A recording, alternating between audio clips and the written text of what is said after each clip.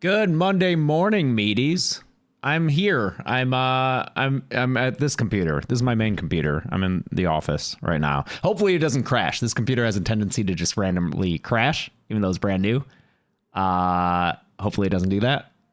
I just realized that. So if it just stops, all of a sudden the computer probably crashed.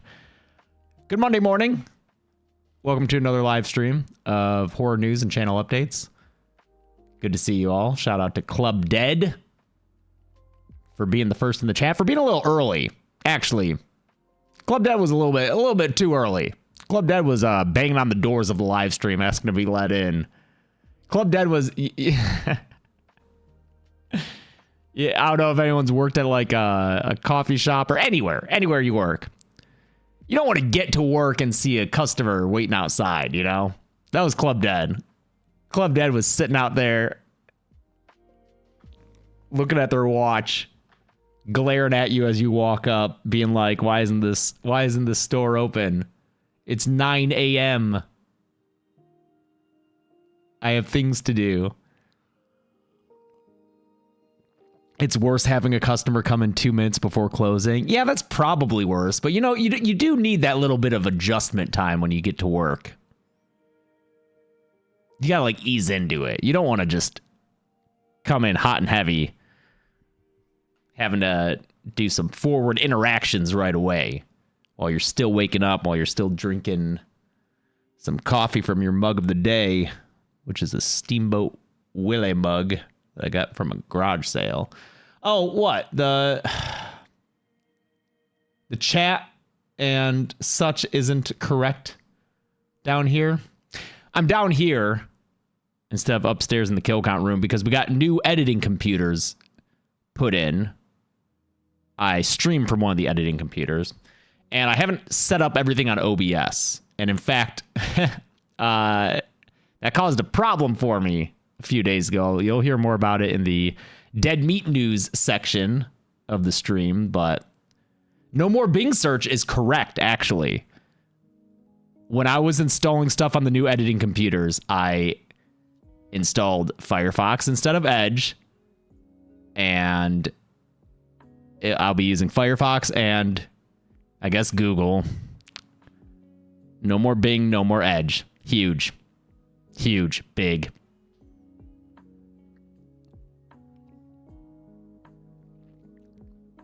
No more kill count schedule leaks. That has nothing to that's not dependent on the computer at all. I'm also hoping, so what we're doing is Chelsea and I share this office. We have shared it since we moved into this house.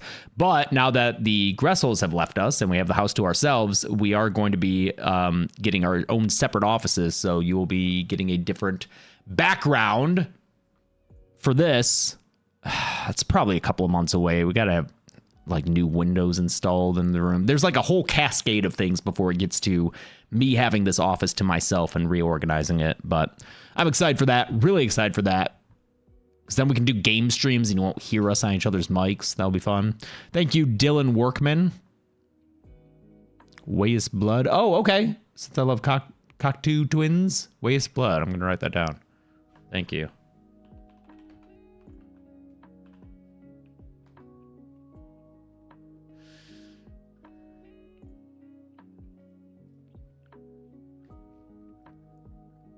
Got the doll mache for the dentist too today. Oh, I don't think I have a calendar nearby, which is surprising. They're all over this house. But yes, I can't believe we threw Gressel to the curb.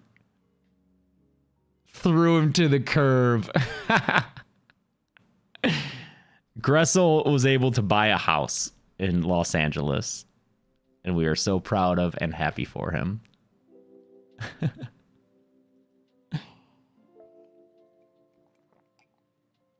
After saving up to do that, well, we will never forgive what you've done to Gressel. Chat is missing on the side. I know. It's because I don't have the shit set up. One day I'll get the shit set up. Thank you, Henrik Fan 5. Let's get into the news, because we got news. Will that mean Gressel less on the podcast? No.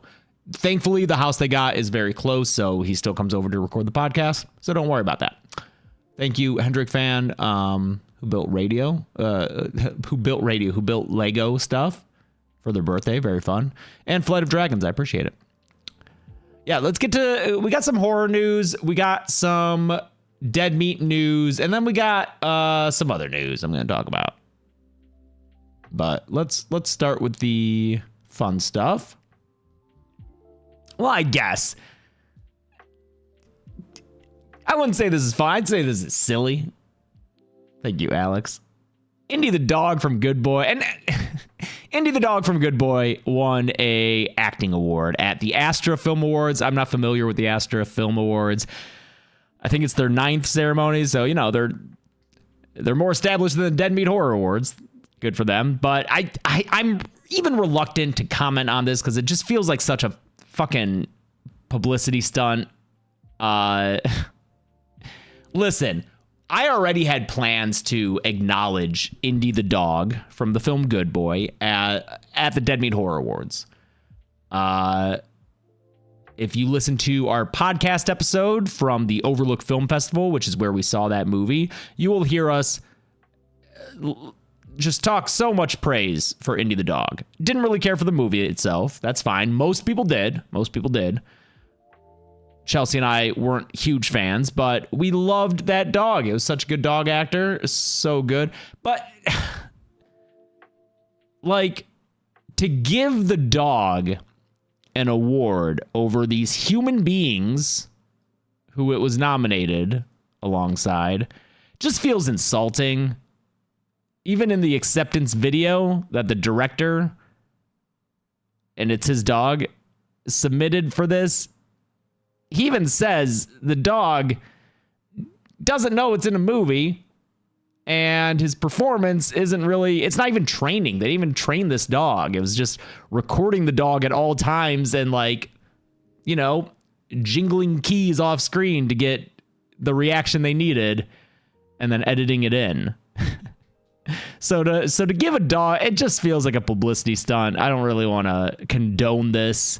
The dog's very cute. Again, we have already had plans since we saw this movie to acknowledge Indy a certain way at the Dead Meat Horror Awards. So when that happens, which it will be late this year, probably pretty late. But when that happens, don't say we're trying to rip off anything or that we adjusted anything. I'm sticking to my original plan, but this seems silly to me. But whatever. It got Astra Film Awards in the news. That's for damn sure. It sure did that. Dread Central is now owned by Brad Miska, who co-founded Bloody Disgusting.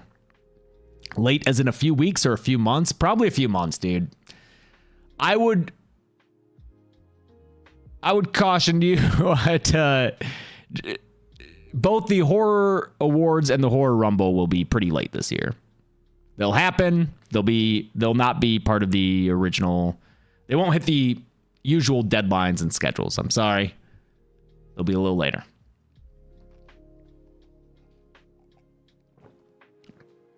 Yes, I've always thought of Dread Central and Bloody Disgusting as the two big horror websites. And now Brad Miska, who had co-founded Bloody Disgusting, sold it a few years ago. Now he owns Dread Central. He's also been a producer. He worked on Terrifier sequels and the VHS movies. So, like May or June. It'll be after April for sure, Wilson. I feel like May or June may be a decent estimate, perhaps. But yes, this is just kind of a something to be aware of, I guess, of behind-the-scenes stuff in your horror news. Dread Central has new ownership, and it's the old ownership from Bloody Disgusting.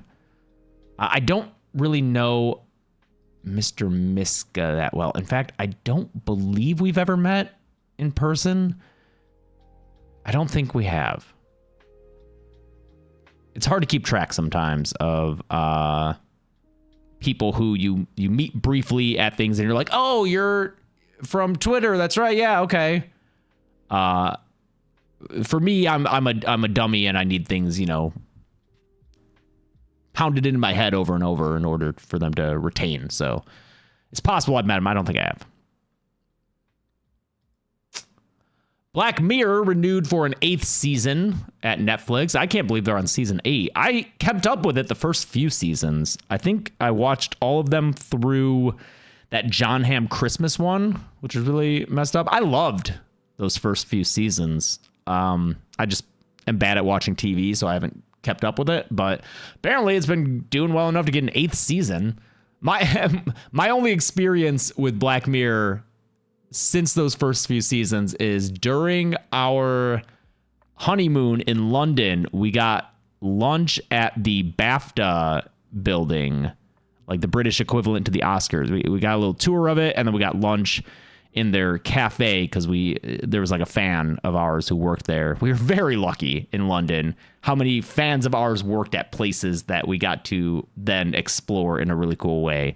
But we got lunch at BAFTA, and Charlie Brooker was there eating lunch. That's my experience with Black Mirror since those first few seasons, is seeing Charlie Brooker eat lunch at the BAFTA building. But I think Black Mirror, I've always thought it was really cool and prescient. I think a lot of those early season episodes, vignettes, whatever you want to call them, have proven themselves to be, they've come to fruition, unfortunately. I really like the one where you can record from your eyes at all times. And so it's just like, I really like the way that it showed how people would just fucking dwell on things and replay things over and over and over again, if that were a capability. And then there's the one where is Bryce Dallas Howard's husband dies, and then it's like him and she has like an AI android who's made in his likeness to get some really good stuff, man. What's great about it is that not only is it about like technology, but how it affects people. And yeah, it was my first exposure to Daniel Kaluuya from Get Out in the, was it like 50,000 tokens to win or something? That was a really good one too. Anyway, we got an 8th season coming out, and Brooker says it'll be more of what you love. Great. It's fucking warm in here. It's really warm in here because the heater just like blasts heat into the office and nowhere else in the house. So like, I'm gonna take this hoodie off. Sorry. Oh, Domhnall Gleeson was the husband.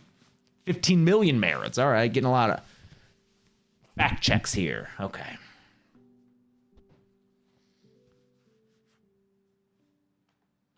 Oh, was it Haley Atwell? Okay. Bryce Dallas Howard was in the one where, people rate each other on social media. That's right. I did see that one. I think that came after the John Hamm one. I've seen a few of them, but I just didn't watch consistently after that episode. There is a horror thriller coming out based on a short story that I'm not familiar with, but it's called When a Stranger Venmos, and is about, why is this article weird? Oh, there. It's about like a stranger sends someone a bunch of money on Venmo, but they've got increasingly large sums of money to do stranger and stranger challenges. She must then decide just how far she's willing to go to pay her bills. Great. Sounds good to me. Sounds like a good blueprint for a thriller. Yeah. Is this basically 13 Sins? I don't know 13 Sins.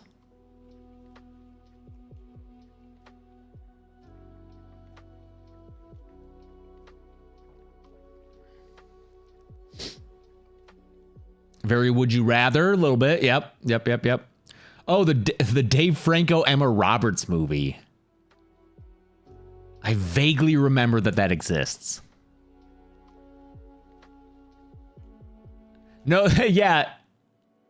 Not that Joe Russo, as pointed out by brand manager and producer Ben Bellevue, without whom these live streams would not happen.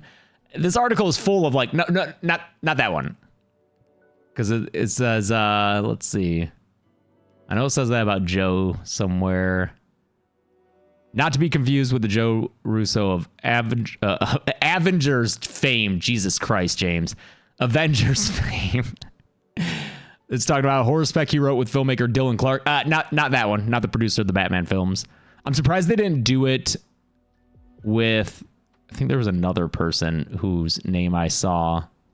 Oh, yeah. Founded by veteran film producer Matt Smith. They should have just been like... But not like the Doctor. Avengers. Oh, let's go. Ben Bellevue just followed you on Letterboxd, King. Yeah, Ben is very active on Letterboxd, and I've been trying to be active on Letterboxd too. I really have been. I think so far I've done the best. Every year, it seems like every January I start doing it and then I fall off. So let's see if I can maintain through January, past January, but here I've been doing it. Here's my little diary. It's because I watched a ton of non-horror movies in December, so that kind of inspired me to do it, because I feel like I don't feel as motivated to do the horror movies on Letterboxd, because I'm like, you'll find out what I think about it in a kill count or a podcast, because that's usually why I'm watching it. But I'll try to keep up, even with the ones that'll be on the kill count. Ben is very active on Letterboxd. Big talk from someone who doesn't follow. Oh, yeah, I don't really. Yeah, let me follow you, but dude, are you just your name? There you are. Oh, there it is. Oh, you're following me. Thanks, dude. Let's see. Wait, you saw the... Oh, yeah. Oh, my God. I'm sorry, dude. I was like, you saw The Testament of Anne Lee? You're the one who fucking told me to see it. I really like that movie, dude. I can't wait for that. I went to go listen to the soundtrack. That shit doesn't come out until Friday. There's only like 3 songs out on Spotify right now. And I know I know I'm not supposed to listen to Spotify. I'm sorry. I haven't switched over. I don't know what's convenient to switch to yet. There's a lot in my life, and I just open the thing that I know to play music. But anyway, that soundtrack doesn't come out till Friday. I just want to listen to that music, dude. Someone's excited about your Moonstruck rating. What'd you say? Merry Armenian Christmas. Great. Thanks, Bo Zarek, who broke your leg in December. Well, I'm glad we could help you through the healing process.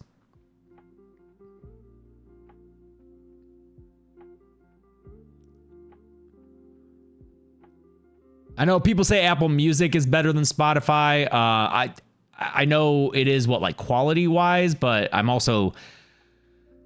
have nothing in the Apple ecosystem. I don't have an iPad or an iPhone or a Mac or anything, so I'm sure Apple Music would still work for me, but like I'm less inclined to jump in on that. Why do we have a problem with Spotify? They have like AI music all over the place. They had a bunch of like ICE ads. I guess they got rid of those. And then I guess they just, they don't pay their artists that well. I feel like there was something else too, but there's a lot of AI stuff on Spotify. Like my trainer was talking to me about how he was listening to music and then realized a couple hours in that he had been listening to AI music and didn't even realize it. Tidal, I think I downloaded Tidal. So maybe I can do that. YouTube Music? YouTube Music? Really?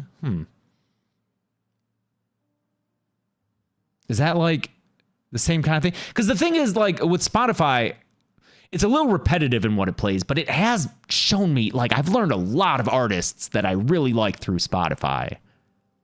Like every new artist I learn is through Spotify. So I hope whatever I switch to, if I switch to something eventually, has the same kind of discovery process of finding things that I really like. Wicked star Marissa Bode is going to star in a body horror thriller, Snare. Marissa Bode played the younger sister, Nessa Rose, in Wicked. She's not the baby version that goes, yeah, but she is, she's good, but her character is so fucking dumb in that second movie. I mean, most of that second movie's dumb, but most of her shit is especially dumb. It's not her fault. It's the writing. But so much fucking pretty much all of Nessa Rose's scenes in that second movie. I'm just like, why are we, what? It's fucking awful. She's a horrible little tyrant she is. Nessa Rose hate is all valid. But what's funny is that when we saw that second movie, Chelsea tweeted about, she literally was like, Marissa Bode is going to be in a horror movie and she'll be so good at it. She called it. Because, I mean, she's real fucking dark and scary in that second one. So she's going to be in a body horror movie as a mushroom expert who falls into a love triangle that eventually results in obsession and body horror. All right. Cool. This guy's middle name is Tarzan. Does he look like a Tarzan? Dude, if my name was Greg Tarzan Davis, I might just go by Tarzan Davis. I think he could rock Tarzan Davis. This guy could rock Tarzan. This guy could go by Tarzan Davis. Look at this Tarzan. Not that Tarzan. In parentheses in the article.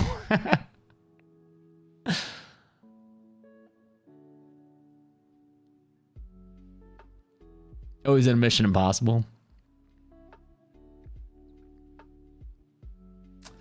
Stranger Things. Can't get away from Stranger Things. The First Shadow play is extending its Broadway run.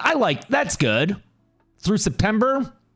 Maybe I could get to New York before September. It's been a couple of years since we've been to New York. We like to go there and hit up the Broadway scene every once in a while. So I think I'm waiting for Lost Boys to come out. What else? There's like a bunch of... Oh, Schmigadoon's out. We got to see Schmigadoon on Broadway, dude. So maybe we'll head on over there, catch some Stranger Things and Schmigadoon. And Spork says team vacation in New York.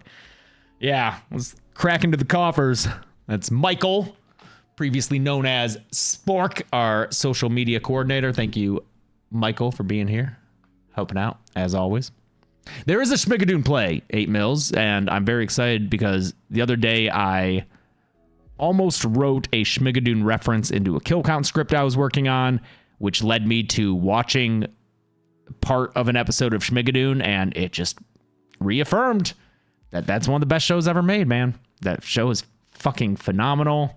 The talent and consideration of everything that is in the script and the songs and the choreography. I just absolutely love Schmigadoon. If you've never seen it and you like musicals, please watch Schmigadoon. Thank God they got a second season. Now there's a play. Maybe if the musical does well, maybe we can get a third season. Who knows? I do miss it so much, but it's just like Detroiters in that, like, we're not only lucky that it existed in the first place, but we are so lucky it got a second season. Both those shows are so niche that it is shocking they got a second season, but they did, and we should all be grateful for that, you know? Gotta dwell on the positives. I've not been watching Pluribus. We watched like 3 episodes, 4 episodes, maybe. I'll probably try to finish it sometime. It wasn't really grabbing me. It wasn't really grabbing me. But Tim Robinson batting 1,000 on perfect TV shows, for real, dude. Schmigadoon sounds like a made-up name. Well, it's Brigadoon is what it's spoofing. So it's like Brigadoon, Schmigadoon, you know? So in essence, it is a made-up name, but it's real good. The Dead Meat newsletter hasn't been updated since November. Wait, really?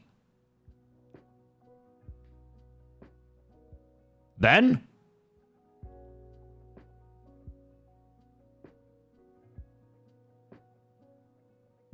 Is that true? Someone said it's not true. Midnight Queen said it's not true.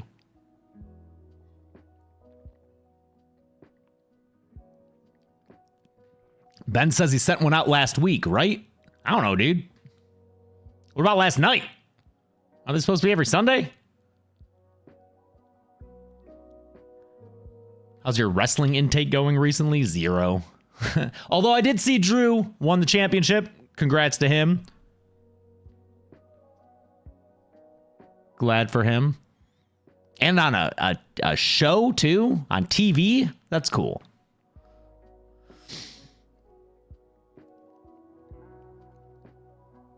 Ben getting called out in public. Oh, more Stranger Things. It's coming back to Dead by Daylight this month. It's time to take down Vecna. What do we got? Adding popular characters like Eleven, Dustin, the evil Vecna, and Ted Wheeler to the game before they officially launch at the... What if it was? What if you...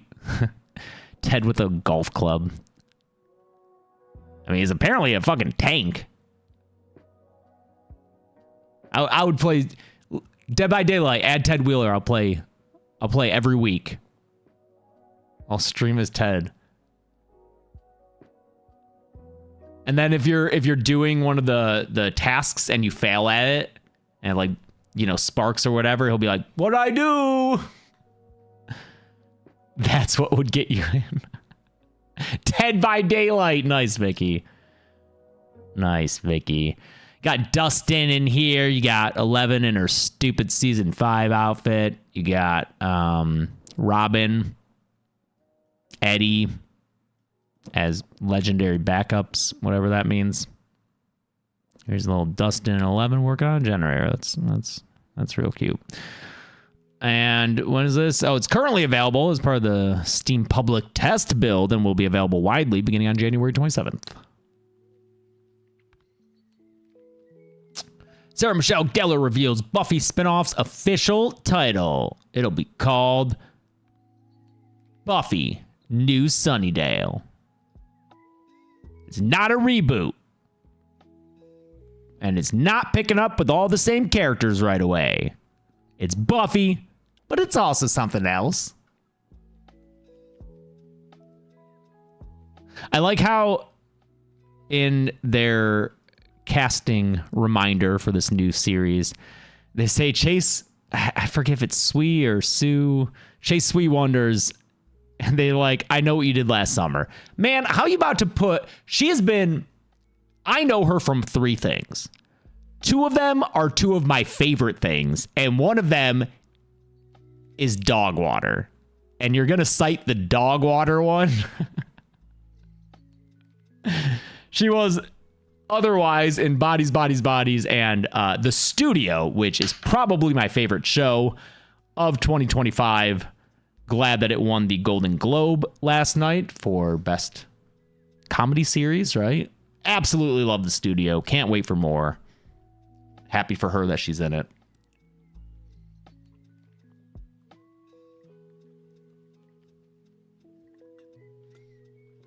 Yeah, that's her in The Studio.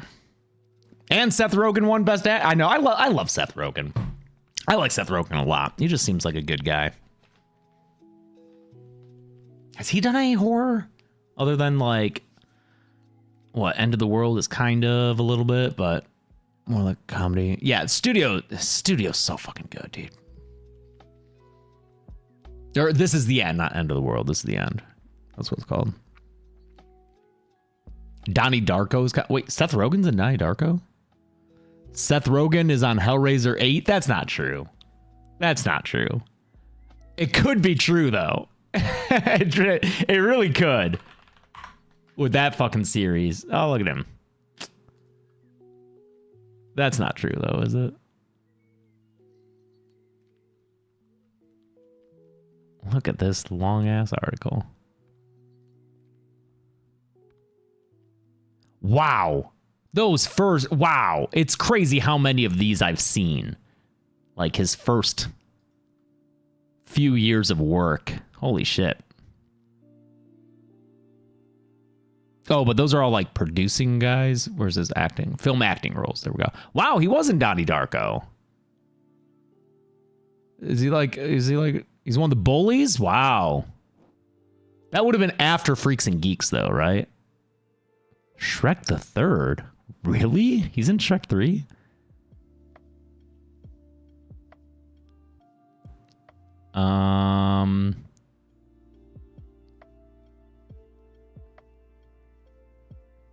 I'm not seeing a Hellraiser, so I think I was lied to. I think I was bamboozled about Seth Rogen being in Hellraiser. Pain or pleasure.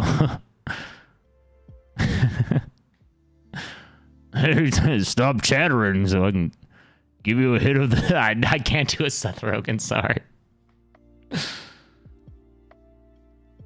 You really slimmed down for Shrek 3. You wouldn't recognize him. Godzilla Minus One has its U.S. theatrical release date. This is the sequel to Godzilla Minus Zero. And it'll be on screens November 6th in the U.S., just 3 days after it premieres in Japan, which I think is, this article says, it's rare that a Japanese-produced Godzilla film will hit domestic screens so soon after its premiere in its home country.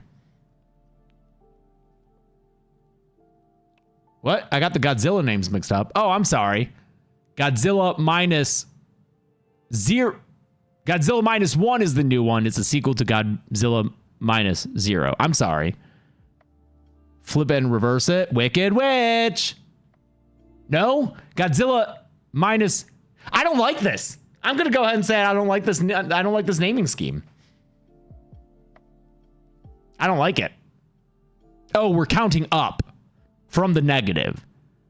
So Godzilla Minus Zero is the new one. It's the sequel to Godzilla Minus One. I don't like it. It's confusing. I don't like it.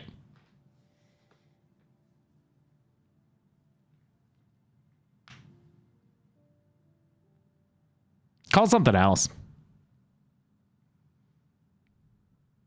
I don't like feeling dumb.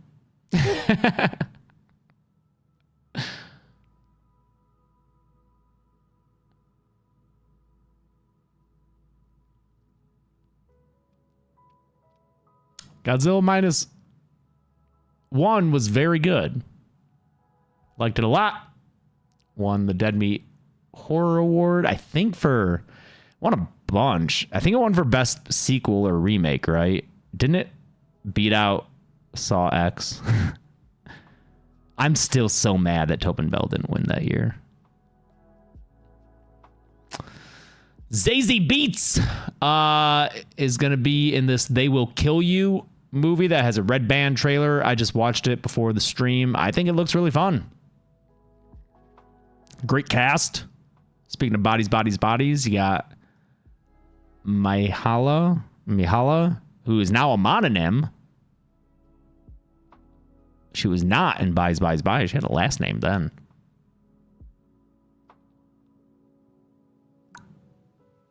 But Heather Graham's in there. Really like her. Patricia Arquette.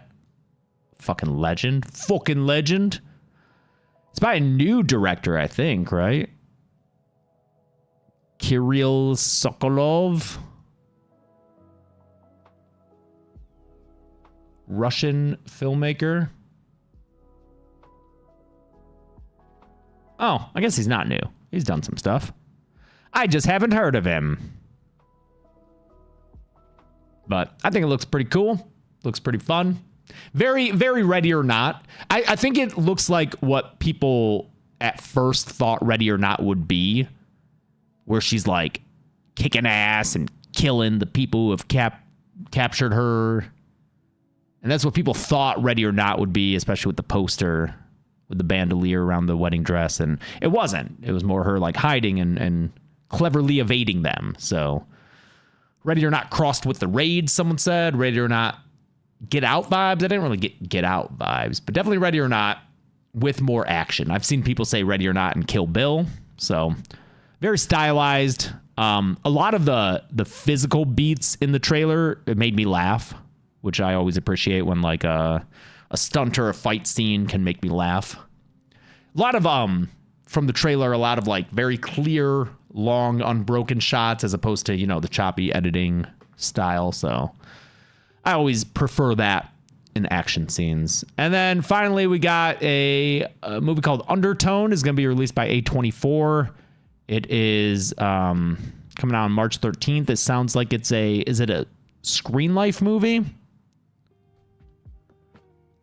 The host of a popular paranormal podcast becomes haunted by terrifying recordings mysteriously sent her way. And it said, according to Rue Morgue, Evie is one of the only characters to be shown on screen in the film, with most other characters heard only as off-screen voices. So I don't know if it's screen life. This screenshot makes it look like it's not. Maybe it just takes place in a room. Maybe it's mixed. I'm not sure. But, oh, well, I mean, you know what? There's a trailer for it, so I guess we could glance at that. Where's the fucking... Oh, there it is. Okay, so it's not screen life. It's not like the Unfriended style screen life thing, but cool. And then this director is going to be doing the Paranormal Activity reboot as well, which makes sense. This sounds like it's in the same kind of wheelhouse. So cool. Great. That sounds good to me. New movies coming out this week. I don't know what the confession is. Once you've heard it, it's already too late. A struggling musician moves into her childhood home and discovers a recording of her deceased father confessing to a grisly murder he claims to have committed to protect himself from an unknown evil force. All right. Got a creepy kid in there. Italia Ricci. Cool. That comes out this week. As does Killer Whale. Best friends Maddie and Trish find themselves trapped in a remote lagoon with a dangerous killer whale named Ceto.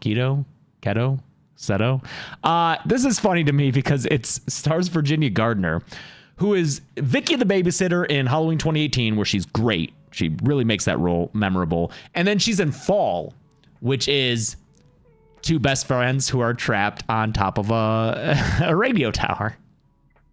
So is this just like Fall with a whale, you know?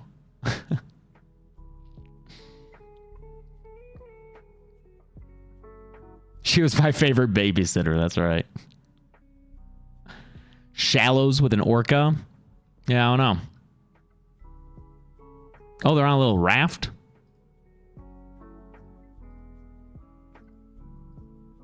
Oh, the carnival. Wait, what? Where are they? There you go from carnival to... Oh, okay, there's the lagoon.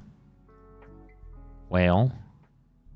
Oh, that's why the whale has a name, because it's like from this theme park or something.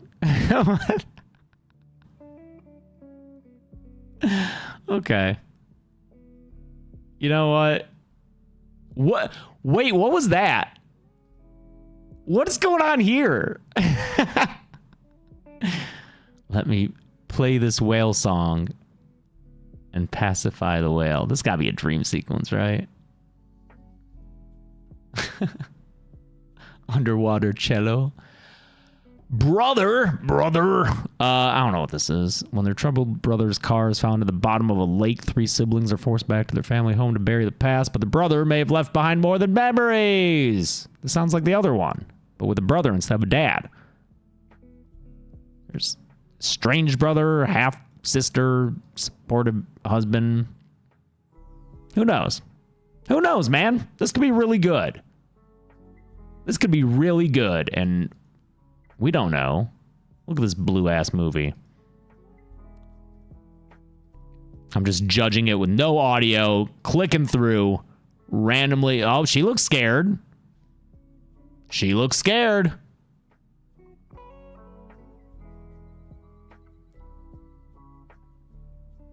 It could be really good. Who knows, dude? He has 0 viewers.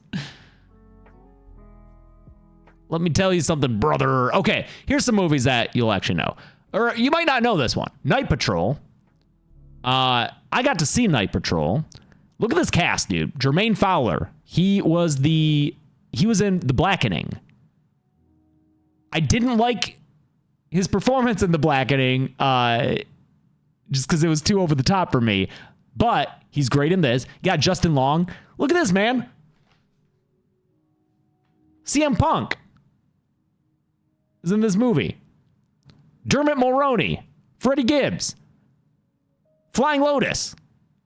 This cast is great. And the director of this movie is Ryan Prowse and a co-writer as well. You know what he did? Remember VHS 94, the fucking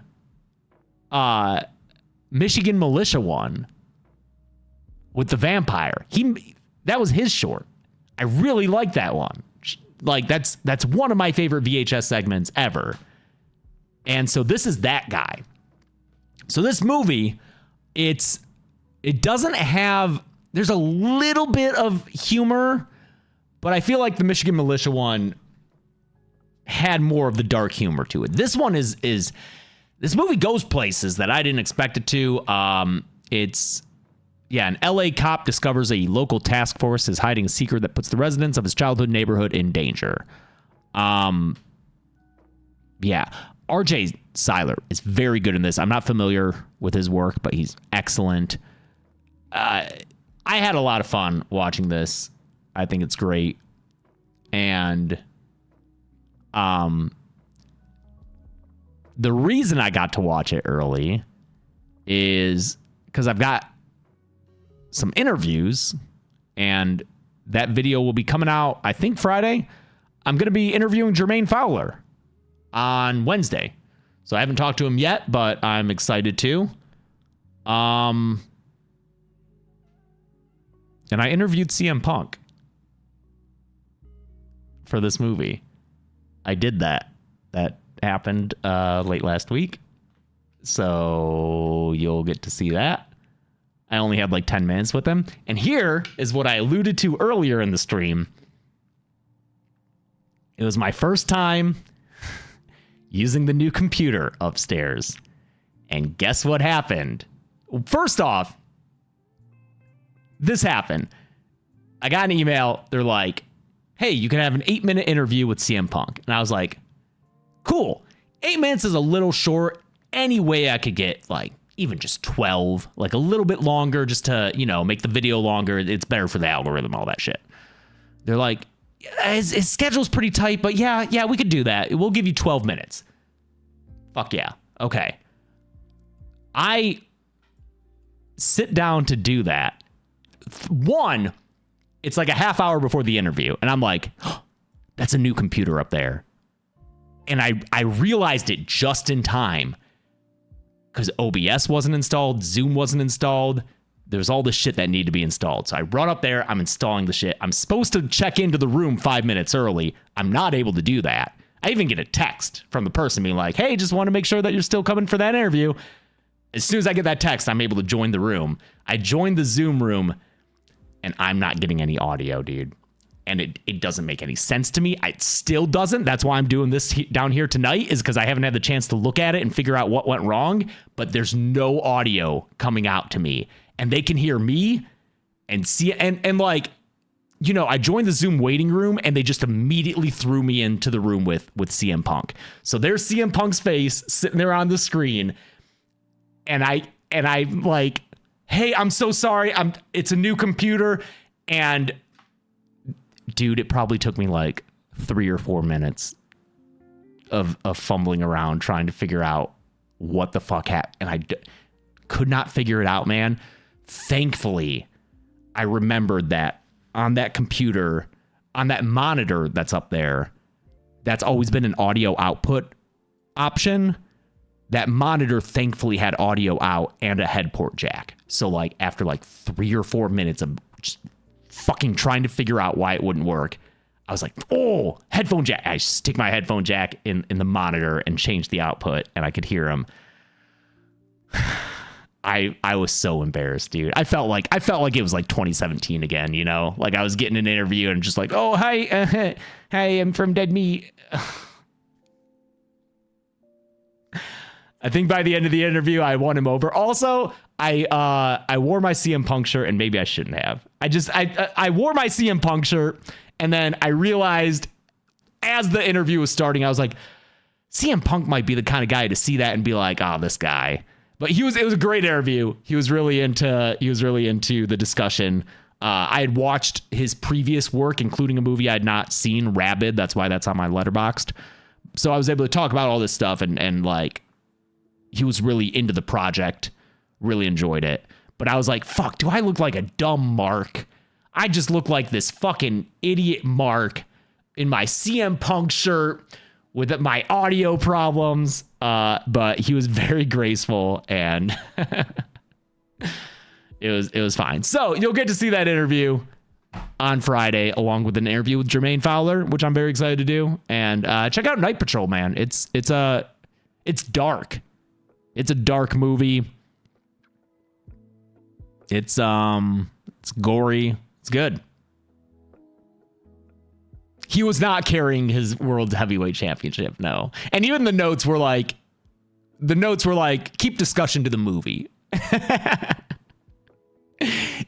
The unspoken thing being like, don't fucking talk about wrestling, you fucking nerd. And that wasn't just to me. That was, the general publicity email about the interview. It was like, please keep discussion restricted to the film. It wasn't about me, okay? They didn't just say that to me, Ocelot. Thank you. All right. And then finally, 28 years later, The Bone Temple. We're seeing this tonight. Really excited to see it. We love the first one. I know it was a little divisive, but I don't care. Love Nia DaCosta's direction in Candyman, so I'm excited to see this tonight. That comes out this week. Yep. So looking forward to that. All right. Dead Meat news. 1, we got that interview, Night Patrol, coming out on Friday. 2, the Nosferatu kill count finally came out. Great. I love how all up in that video, I'm like, this is the last kill count 2025. Nope. No kill counts in January. Nope. But that's fine. That's fine. It's, well, thank you, Seb Chambers. Hope you feel better. Hope you recover all right. So go see the Nosferatu kill count if you haven't seen it. The next kill count, I believe, will be Hard Eyes is going to be our Valentine's Day episode. I'm working on that episode right now. Really enjoyed that movie. Rewatching it was a blast. Laughed a lot. Love Hard Eyes. Love the people who made it. And, where can you watch Night Patrol? I think it's going to be in theaters, dude.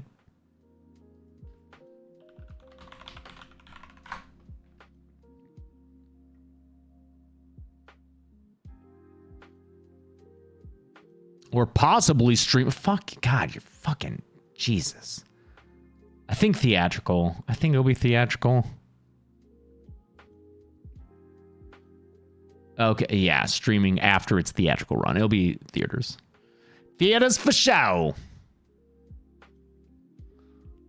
Oh, you couldn't see. I was cursing at the AI summary on Google that proved less than useful, but Hard Eyes, the TMDB link you had will show you. There's a tab. Yeah. Hard Eyes kill count in February. And then there will be another kill count in February, right, Ben? There will be 2 that month. We haven't started on the second one, so I won't say what we're planning for it. And then I think March, we've got to have 3 for sponsor purposes, 2 or 3. But the plan, and I think I've said it before, is to really start going hard in April, since it will begin our 10th year at Dead Meat. And we plan to have a whole campaign around that. 10 years doing Dead Meat, during which we will not only do kill counts, but other series is the plan. Some old, some new. We'll bring back What's Your Favorite Scary Movie?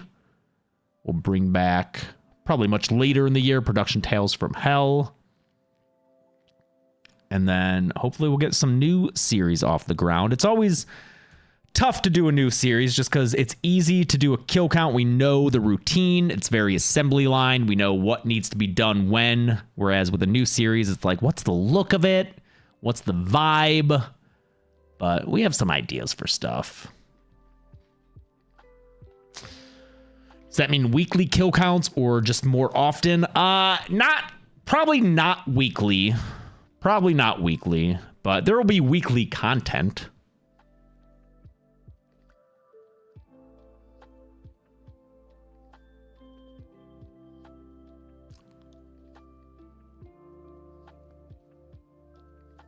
Do you guys enjoy Actually? Yeah, for sure. It was great. The Pete Autre. Thank you for that.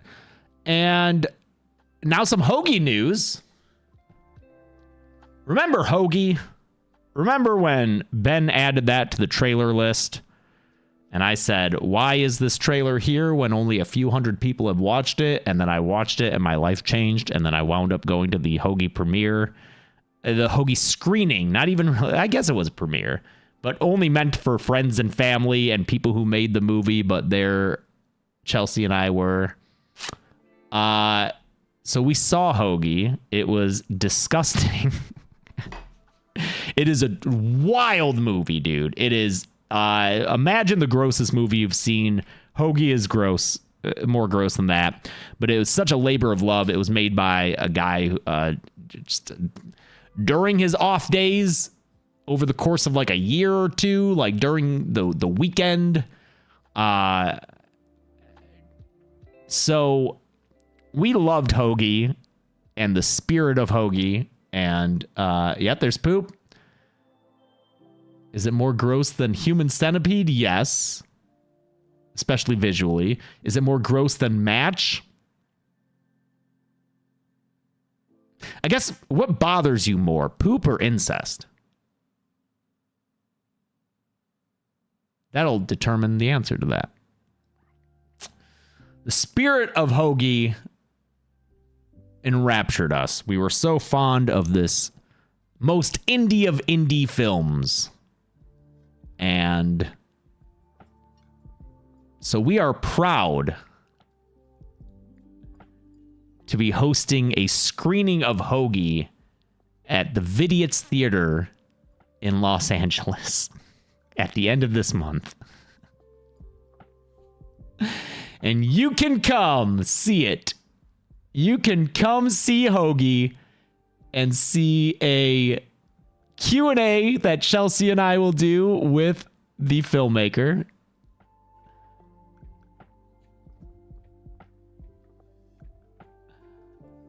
Matt Hewitt. Oh, and the screenwriter, Ryan Morley. Great. And the cast will be in attendance.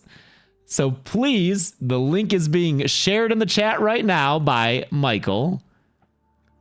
You can go here. Hoagie, presented by Dead Meat. Come see Hoagie on the big screen in the theater on January 29th at Vidiots. Fantastic theater in Eagle Rock. Love Vidiots. We're going to screen Hoagie for you, and then we're going to do a Q&A. Oh my God, what is that? Asks Jordan. That's Hoagie.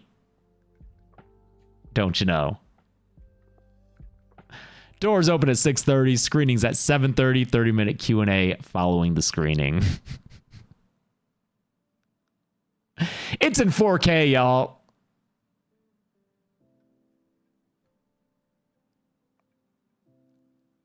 Does it need to be an hour and 5 minutes? Probably not, but it's there. Oh, man. Will it go to streaming? I don't know, man. I don't know Hoagie's future. But we are sharing the love of Hoagie with anyone in LA who wants to come and enjoy this experience. I'm so happy to be able to do this. As soon as we saw that movie, I said I wanted to do this, and it's come true. Shout out to our producer MK for helping to make this happen. She really put this event together, and we're just excited to help Hoagie along. We're real proud of Hoagie in this house. There's some Hoags in this house. There's some Hoags in this house. I'm sorry. Hoagie for the Criterion Collection for sure. Get your tickets. Join us on January 29th at Vidiots. Isn't it too gross? Yeah. Yes. But it's not just gross for gross sake. It's actually got some social commentary that I'm actually curious to watch it again now is it like a year later? In the state of things, I'm curious to watch it again and see how it resonates, because it's actually pretty political, socio-political. So it's saying something, dude. Speaking of which, I want to talk a little bit about news. I'm sorry. Listen, I say all the time, I try not to get too political because, you know, I know that people come here for escapism. We're here to talk about horror movies. That's fun. Horror movies are almost always political. Art is inherently political, but I still like to give it a rest. We get enough of it in everyday life that I like to have a space where we can just have entertainment, but I just don't feel okay not saying anything about just what happened in Minnesota. I know that what I say doesn't really matter. I'm just a fucking YouTuber, but I just still, feel as though I need to say something, and I would like to approach it in a specific angle, just because I know that we do have fans who feel differently politically than us, and that's fine. That's okay. We could have disagreements, but what I wish, man, I just yearn for a landscape, a political landscape where the disagreements are about tax rates. It can even be about like immigration quotas and visas and stuff, and not just like whether it's okay for a masked federal agent to shoot someone with impunity and kill them with impunity, which is what happened in Minnesota, in Minneapolis. It's real fucked up. ICE was sent to Minneapolis, for a big old immigration raid, and a woman in her 30s, Renee Good, was shot by an ICE officer and killed in her car. That's really fucked up. A lot of videos started to come out of it, and you can see through all these videos kind of the timeline of events, what happened. Renee Good and her wife arrived on the scene to protest. Her wife was saying that they were, there to protest, which is our right as Americans. That's what we can do when we disagree politically with what's happening. We can protest, and by all accounts on the video, they were doing it civilly. They weren't. There was yelling, but not even like angry yelling. It was more like scared yelling, especially when the ICE agents in masks start to approach her car. And in 30 seconds, it went from ICE agents approaching her car to shooting her dead. And I consider that a murder. But here's how I want to talk about it, okay? Because you can watch those videos, and you can perhaps say, oh, she was putting herself in that position by going there to protest. Okay, she was doing that, but obviously that doesn't warrant a death sentence. The big disagreement, I suppose, for the people who are somehow justifying this is that the ICE agent felt in fear of his life because she was in her car and attempting to run him over with it, and that is why he shot and killed her. But I mean, the videos show that she was like backing up and turning right to get away from this guy who stepped in front of her vehicle. And I understand the argument that he didn't know that the vehicle was turning right and that he thought perhaps it was coming forward at him. I understand that argument. It doesn't excuse that ICE agents are in their training. They are,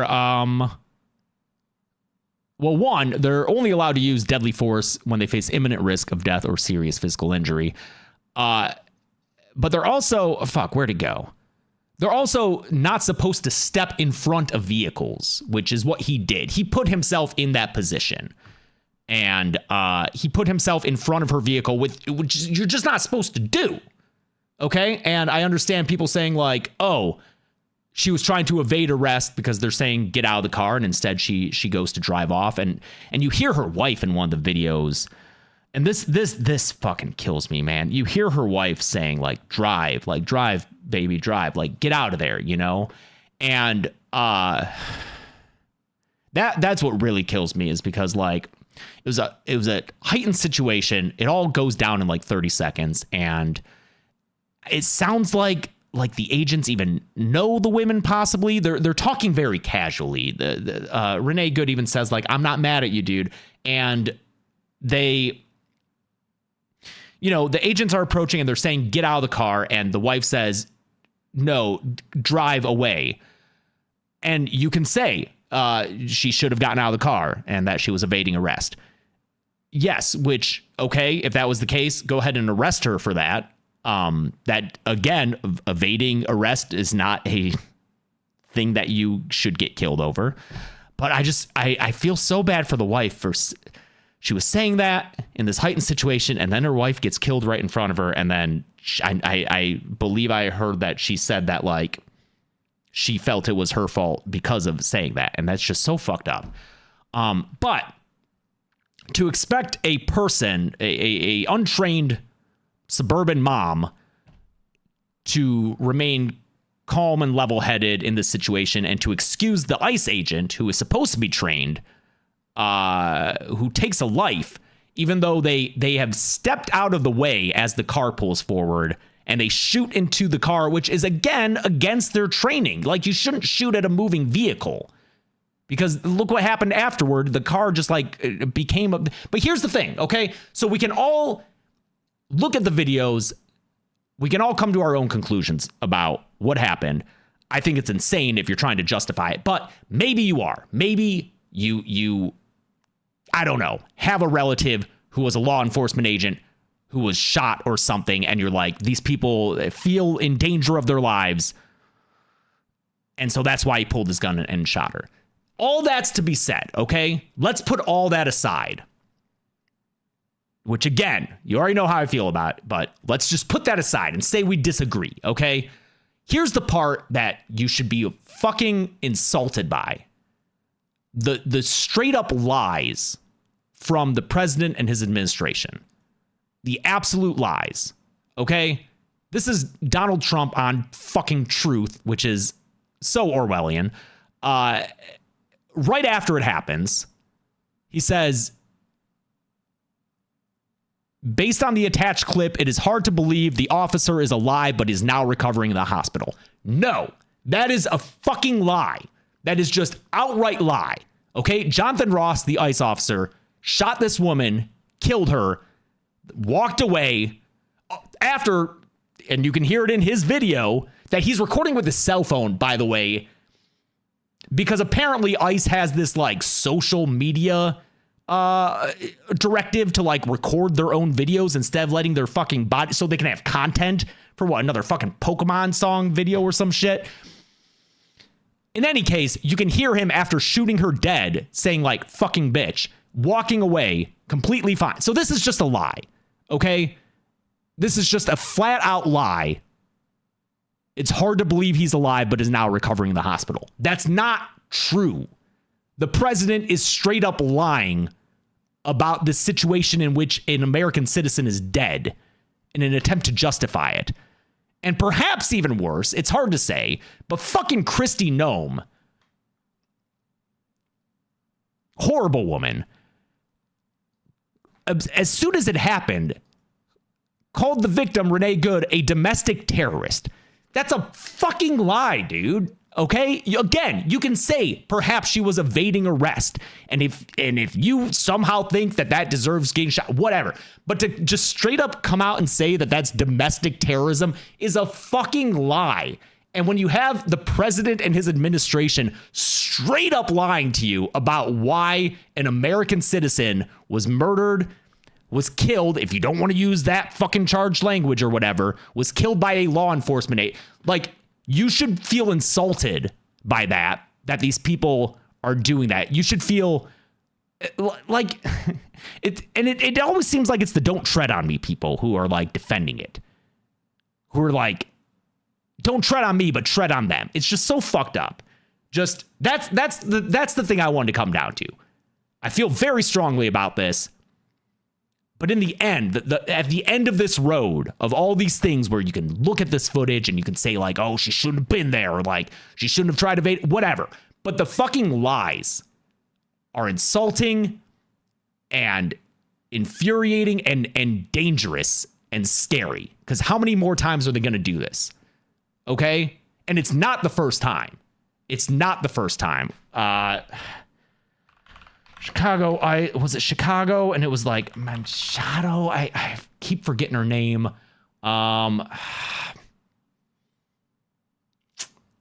Anyone know the name of the other situation where they straight up lied about they shot a woman dead because they said that she rammed her car into them, and then video footage showed that she didn't have a gun like they said, and they had to just like throw it out in court. But it doesn't get fucking brought up.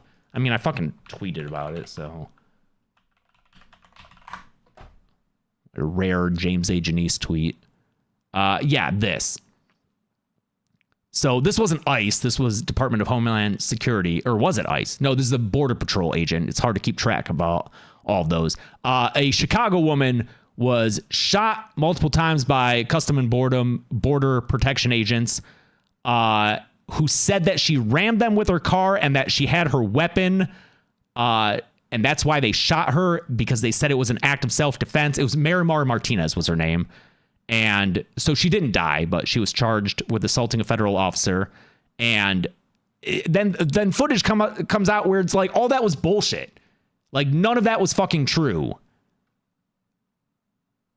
And you can hear them being like, oh, try something, bitch. And like, they are lying to these poorly trained ICE agents who are just recruited willy-nilly, get no training, are making up excuses to shoot people. And it's fucked up, and you should feel angry about it like I am, and you should feel insulted that it's happening. And again, I know that I'm a horror movie YouTuber, what the fuck ever, but it's ridiculous.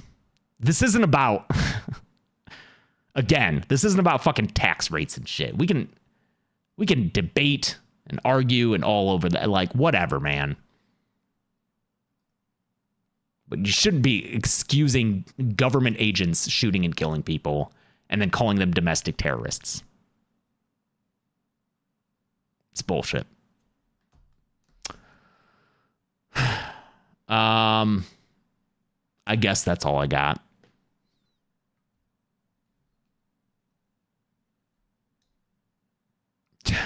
Domestic terror. Fuck off, Kristi Noem. And then what? Vance says officers have immunity to do whatever they need to, and like, it's fascist. Okay, I know people have ideas of my politics,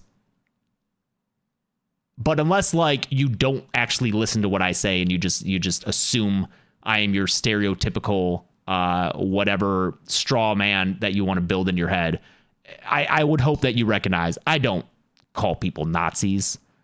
I don't even say stuff like ACAB. I don't do, I am careful with my rhetoric because I believe that words are very important. The specifics of words, I think that like reaching people and not using too inflammatory language so that we can have discussions is important. But like fascism is fascism, and that's what we're dealing with right now. So it's, yeah. I had to say something. I'm sorry. I think that's all I got. Go see Night Patrol and 28 years later, Bone Temple. And, I mean, stay vigilant, stay aware, but also try to enjoy what good things there are. Movies are really good, guys. I know everyone says, like, movies aren't good anymore, but, like, The Testament of Ann Lee is great. Marty Supreme is great. Begonia we finally watched. Awesome. Eddington from a couple of years ago. Great. Like, you know, there's good music out there. There's good movies. Treat yourself. Nourish yourself. And, you know, I'm not saying ignore the rest of it. Don't do that. Stay aware. But also keep yourself sane, because it's hard. It's hard sometimes with the state of things. But thank you for tuning in. Sorry to get all political. I'm not sorry. It needs to be fucking said, dude. Some things you can't just ignore. All right. See you next week. Tune in for the interviews later. Bye, everybody. Be good people.